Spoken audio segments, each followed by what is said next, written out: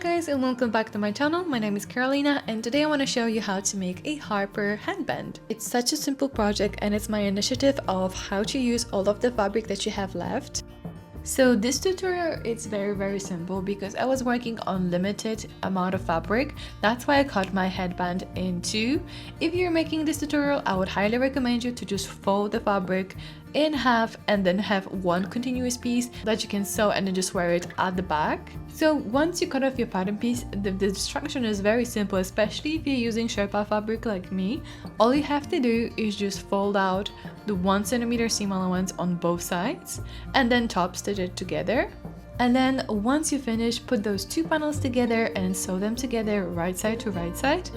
And of course, if you have one piece, then you only have to do one edge, trim the seam allowance, and then just back it out, and that's your headband ready. Seriously, this is hardly a tutorial because it's so simple, but I highly recommend you to try it, and it's a great idea if you want to make a small gift, and it's a great idea if you have any leftover fabric.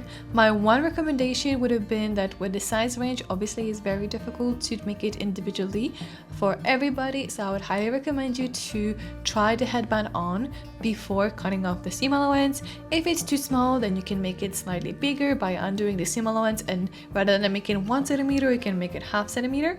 So make sure to try it on before you cut that seam allowance. Thank you so much for watching this video, and make sure to check out the rest. I made also 2 other videos on how to use the Sherpa fabric. Thank you so much for watching, and I'll see you in the next one.